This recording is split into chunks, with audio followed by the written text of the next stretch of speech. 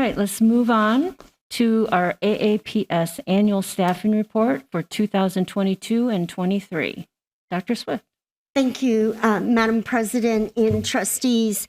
We are delighted to have with us this evening Mr. John Randall to share our annual staffing report.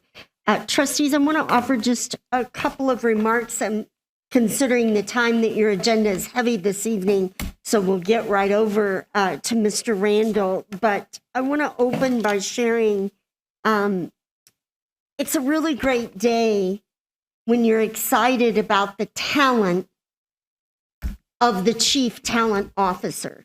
So this is Mr. Randall's first time to be in front of the board with an annual report. He joined us August 1st, so this is coming to the end of his 4th month of service.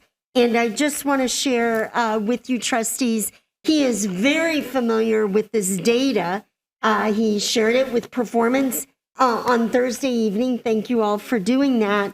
But more importantly, what I appreciate about Mr. Randall is he is diving in to how he's going to see where we are and raise us one in terms of attracting quality staff who will be diverse and talented and committed and competent and represent our students and our beautiful, diverse community. The bumper sticker of our 22 annual staffing report is there are signs of progress. Yes, there also are opportunities and challenges that you will see in the data, trustees, and Mr. Randall is committed along with all of our team to continue that work. Now, he's going to work through the data, and then we have at the end, as we have done for a couple of years now, we have the story of one of our paraeducators who will soon be certified as a teacher. So I can't wait. Mr. Cluley ran out to have a conversation with him, and so we're bringing Justin Harper to you by video this evening so that you can hear about his story and know about approximately 40 others that we have moving through this channel to be certified. So with that, Mr. John Randall and our annual staffing report. Good evening, trustees and Superintendent Swift. Thank you for that warm introduction. I appreciate the opportunity to be here in person. Thank you very much. So I'm going to bring, as Dr. Swift mentioned, I'm going to bring to you tonight the recruiting and staffing annual report. There's a lot of fine data that's in this report, and I will try to expediently go through, but obviously we'll have opportunity for questions at the end. So the very first slide that you see here emphasizes the diversity that our students should be seeing at all levels. You've seen this before, but this is a demographic depiction of what they should see, the students being the heart, the center, surrounded around the teachers, parapros, principals, and so on and so forth. And it depicts the importance of that diversity of all parts of the organizations that should be surrounding our students. Next slide. Starting out again with our staffing goals, it's important to understand where we're going so we know when we get there. This slide, we're starting off with our goal of addressing unique and continuing challenges of staffing. There's a higher number of retirements that we're dealing with in the district and exits. We have a smaller pool of applicants, both professional and support staff. And particularly, we're pressed to find good talent. And I like to, you hear me use the term shake all the trees, all the talent trees, because my approach is to make sure that literally no stone is unturned. And then we're finding people that really want to work for Ann Arbor Public Schools. So we're pressed for talent, but we have and particularly in our critical needs areas. So the areas like language arts, mathematics, science, it's an ongoing task to find these individuals that want to work for this district. But we're doing it. We're focusing on the needs of our special education students. That's one of our goals, one of our main goals. We're committed to hire a highly skilled and diverse staff. We want to retain those employees that we've invested in. Certainly, we want to do that. And finally, as I mentioned, make sure that we're shaking all of those talent trees to find individuals that will serve our students very well. This slide depicts our staff totals by group. Two things to point out regarding this staff. One is the numbers that you see here are fluid. They change daily. I mentioned some of the turnover that we're dealing with, some of the hiring that we do. And so one is the numbers are fluid. And the second is that the numbers represent full-time equivalent. They're not absolute numbers of individuals. So, for example, under teachers and professional school staff, the number of 1,482, that's FTE. And paraeducators, 571, school principals, 34, and so on and so forth, for a total of 2,145 full-time equivalent staff within the district. So good schools, like good societies and good families, celebrate and cherish diversity. And that's what we do here at the Ann Arbor Public Schools. And this is something that I've always committed myself to as an HR professional. And as Dr. Swift mentioned, that's my commitment to the district to continue to move the district forward with these efforts.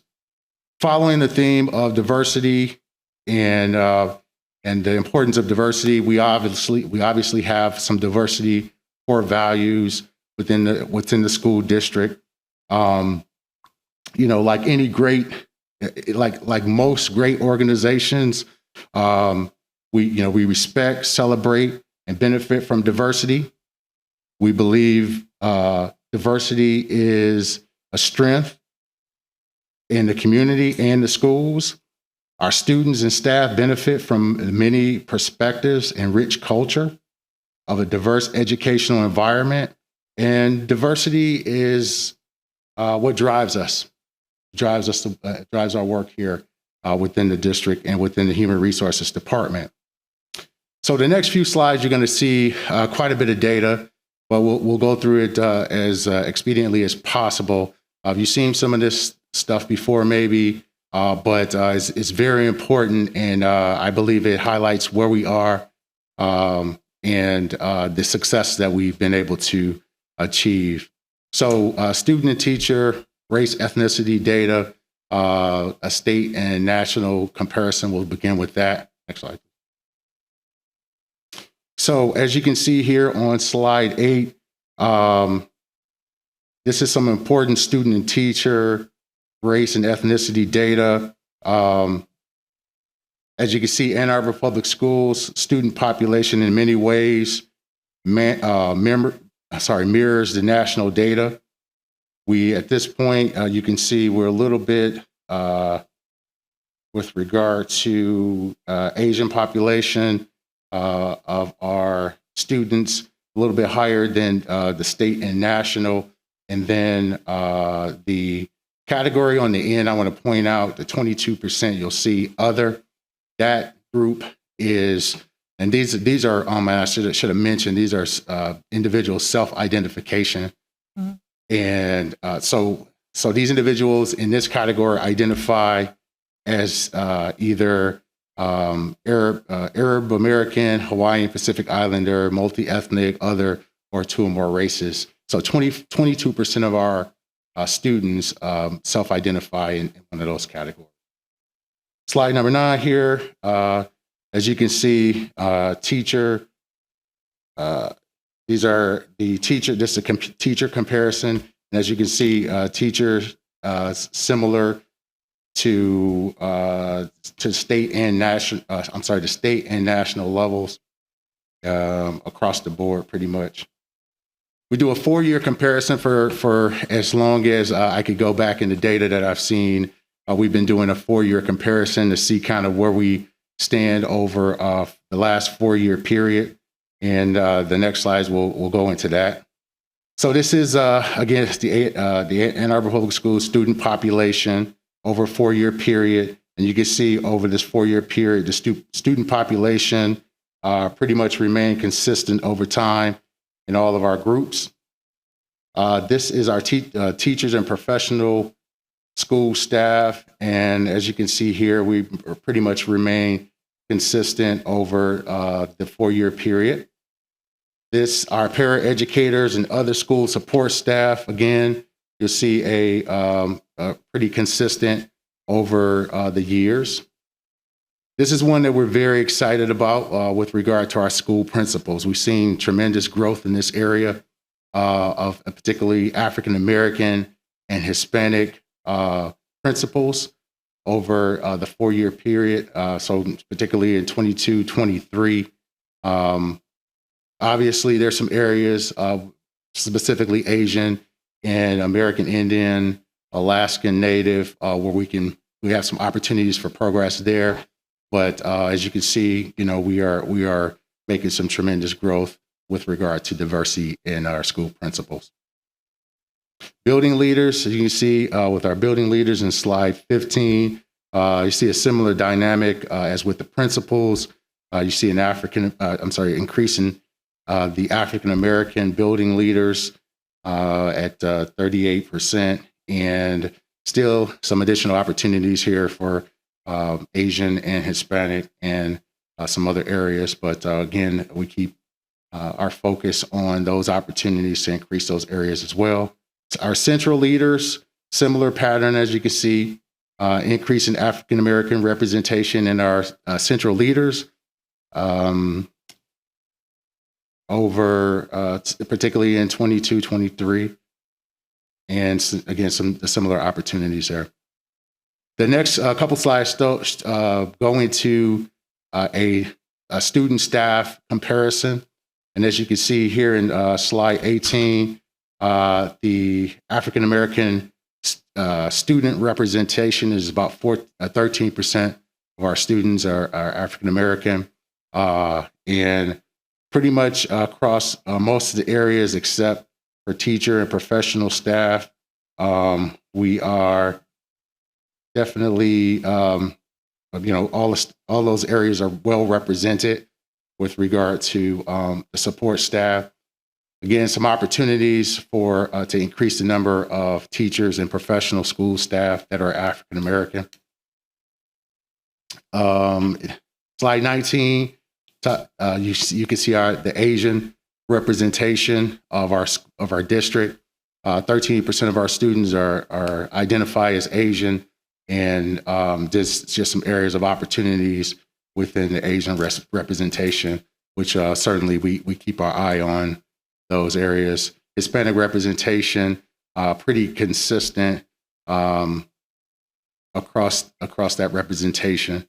So our Hispanic students are represented by well represented by our staff, and similar with our white or Caucasian representation. The staff represents that group as well. Okay, so this slide is a little busy, but I'm just going to point to some highlights on some of the stuff to focus on. So obviously, we have a robust, wide approach to recruitment. Recruiting, hiring, and retention. The thing that I want to point out in this slide is, we have hosted some very effective virtual job fairs recently. The details are in the slide as well. We try to hire the appropriate number of guest teachers at our buildings. Another thing that we do is we continue to focus on hiring, continue hiring, and we hold new hire orientations quite frequently, actually weekly. To date, we've hired 139. We hired 247 employees since July, of which 139 of those were teachers. So, we can continue to move forward with our hiring and retention endeavors. One or two more things that are on there. We continue on the right side there. You'll see we continue to manage the staff retiring and resigning. That is a challenge because individuals we've noticed are resigning and retiring at unusual times. Typically, individuals that are eligible to retire would go to the end of their end of the school year, but some of them are just choosing to exit. We don't necessarily know why. We do talk to our counterparts in other districts, and they are having similar challenges. So we know it's not just unique to Ann Arbor Public Schools, but it's something that we keep our eye on. We hold virtual HR office hours.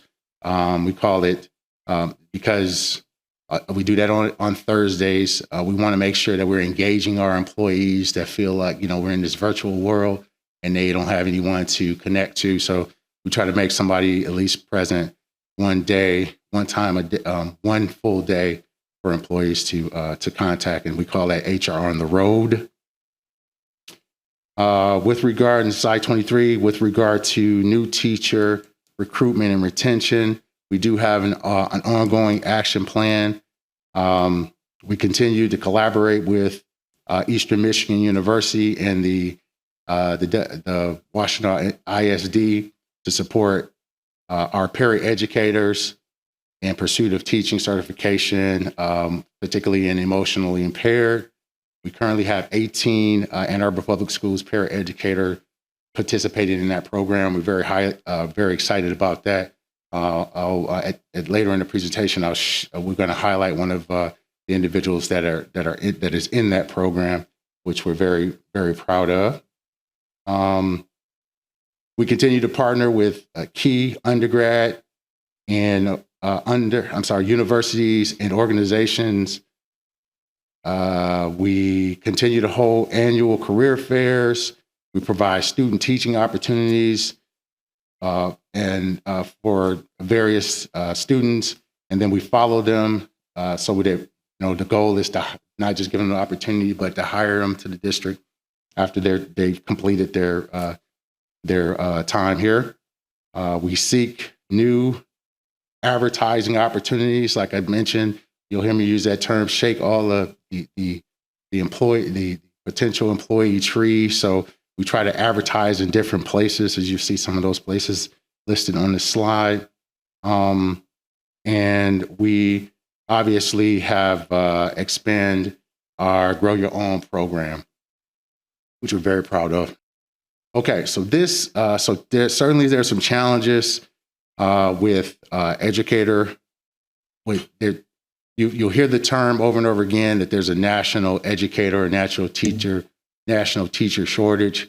This slide is just a high-level depiction of what we're dealing with here. If you see the bar graphs here, the lines, it depicts two things.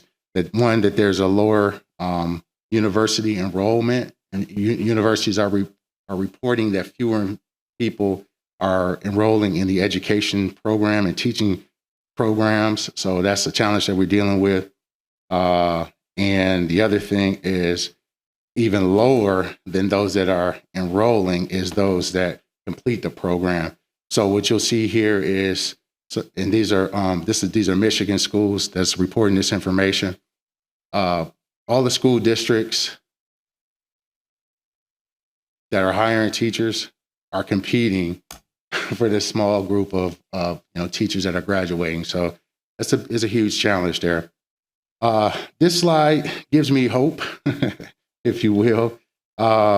So this slide number 25 highlights is the challenges but opportunities.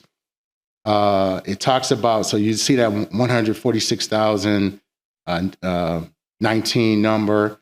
That's the number of individuals with current valid teacher certificate in the state of Michigan. And I'll just focus you on that green section on it, on the right side there, the 61,000, almost 62,000 number. So that means that there's 62, that's saying that there's 62,000 individuals that are certified in the state of certified teachers that are not teaching. Okay, so we talk about grow your own. We talk about the plans to take students all the way through these educational programs and hire them someday. That's a 4, 5, 8, whatever year fix. We have an opportunity to tap into these individuals that are certified teachers here in the state of Michigan. How do we do that? And that's some of the things that we want to work on in my department. Slide number 26. Just kind of like highlight some of the state efforts to help the districts. Some of the things that's going on that you should probably be aware of to address the teacher shortage. There's a group of superintendents doing some collaborative things to try to attack this problem. There are, and then the state is doing some other things to kind of identify those certified teachers and get them back in the classroom. So those are some of the things there. Now this is this slide gives me hope, beyond hope. It's something we're very proud of, our Grow Your Own program. It's our Paraeducator to Teacher program. As I mentioned, we partner with Eastern Michigan and the WISD. This is the third year of our partnership. We currently have 9 slots that we are allotted, and outside of that 9 slots, we have a waiting list of people that are our paraeducators that are interested in getting into this program, which we're truly, truly excited about that. First year cohort, our first year cohort from 3 years ago, we have 7 participants that are actively enrolled. Dr. Swift mentioned one individual that we're very, very excited about, Mr. Justin Harper.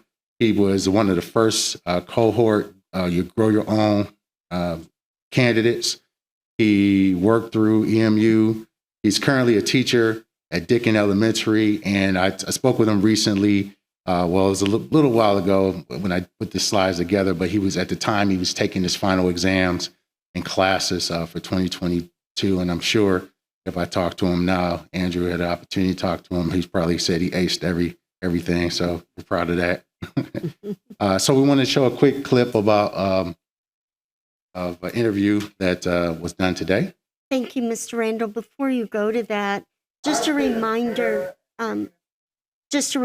trustees, that we support these candidates. And by the way, Mr. Randall, we have another cohort beginning in January. That's right. Correct? Yes. So we're just about ready to start the 3rd or 4th group. So that's why my number was bigger than John's number is when you take all of the groups together. But just a reminder, trustees, we are supporting by having these folks remain on their job and get paid for their job, even during their student teaching. So and you all supported that when we brought it a few years ago. So they are able to complete their certification without having to take time away from their paycheck, which is so important. And we also use the grant to pay the tuition so that we get their costs down to a very small amount. So I just want to remind you, trustees, this has been 4 years, and those of you that have been on the board longer, we've really been working on it for about 8 years, but we are now beginning to see cohort after cohort graduate. I've been a para at Dickin Elementary School, Eberwhite, and Lakewood. Okay. So, yeah, and I actually have had a long journey. I've been in the district for about 20 years. I didn't start off as a para. I actually started off as a lunch supervisor, then became a lunch coordinator, and I worked with Rec and Ed Child Care And then after that, I actually got engaged and became a parent. I actually just love working with kids. I love being able to be inspiring for them, and they also inspired me. So just having that opportunity to go ahead and work, just brought me joy. So I just continued to do it as I was finding out what I wanted to do, as I was working through the district. I had been going to school and I was just chipping away, but during that time I was still trying to figure out exactly what I wanted to do. With going to school for so long, it just only made sense, with all the time that I had invested working with kids. I just felt like, this is the direction of my life that I should be going. I love it. I enjoy working with the kids. I love being able to make a difference. So it's just like, hey, I got to take this opportunity because this is a once-in-a-lifetime opportunity, and I'm very happy that it actually came and it's happening. I'm committing a lot of time to schoolwork, no breaks, but again, it's a great investment, and I'm getting my job done, and I'm happy about that. So by fall, I will be starting my student teaching, and then after that, I will have my certification in EI and K through 12, which is emotionally impaired teaching for special education. If there's an opportunity to teach in the district, that's what I want to do. I'm familiar with it. This is where my heart is. I'm actually from Ann Arbor. So, this is really homegrown for me. If you have the opportunity to do this, do it. It's a great investment. It teaches you a lot. You're already doing the work. And if you have the heart for doing it, just go and do it. Thank you to Mr. Cluley for putting that together for us. Very nice. He's a super nice guy. He's also on the Paraeducator bargaining team. So I'm happy to have him move on to another group. But no, he's a great guy. So just a highlight of our Grow Your Own program. Very good thing. So the last thing that I want to share is some of the things that we're doing with regard to our guest teacher recruiting efforts. Guest teachers are our substitutes. They use that term. We continue to partner with EduStaff. We do training, continues every week. We train the new EduStaff guest teachers. We also have increased our efforts to recruit retired teachers. They're now excited. Some are excited to come back into the workforce. And then we also are leveraging, from a guest teacher standpoint, we're leveraging qualified paraeducators to make sure that we are utilizing that talent group.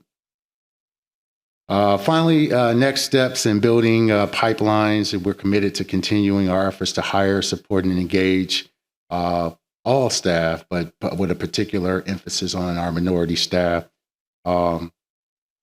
We certainly have opportunities to improve, as you've seen in some of the data that we have, but we continue to make progress. So that is my presentation. Thank you, Mr. Randall. Thank you. Appreciate that presentation. Thank you, trustees. Appreciate it. Have a good night.